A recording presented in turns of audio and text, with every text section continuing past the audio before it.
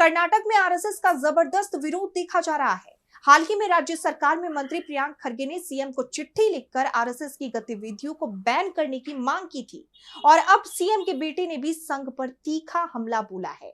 उसकी तुलना सीधे तालिबान से कर दी है, जिससे राज्य का माहौल गर्मा गया है। तो क्या है ये पूरा मामला, जानेंगे इस रिपोर्ट में। कर्नाटक की राजनीति में आरएसएस की गतिविधियों पर बैन लगाने की चर्चाओं ने तूल पकड़ लिया है। सीएम सिद्धारमैया के बेटे यतींद्र सिद्धारमैया ने संघ पर तीखा हमला बोलते हुए उसकी तुलना सीधे तालिबान से कर दी है, जिससे राज्य का राजनीतिक माहौल गर्मा गया है।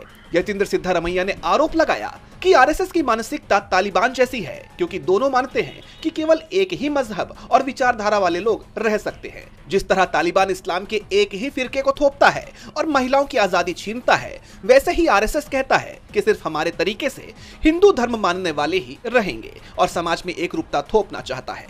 उन्होंने ये भी सवाल उठाया कि अरबों की संपत्ति होने के बावजूद संघ का रजिस्ट्रेशन क्यों नहीं है।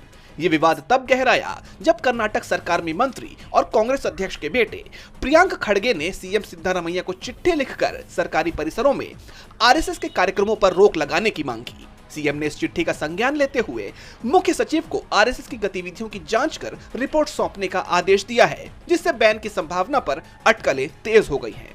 सीनियर कांग्रेस नेता बीके हरिप्रसाद ने भी इस मांग का समर्थन किया है। वहीं आरएसएस के खिलाफ चल रही इस मुहिम में बीजेपी की तरफ से बयान सामने आने लगे हैं, जिससे उसकी बौखलाहट साफ दिखाई दे रही है।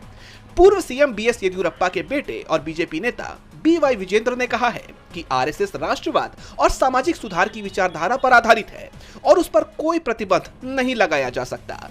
बीजेपी ने कांग्रेस पर असली मुद्दों से जनता का ध्यान भटकाने का आरोप लगाया।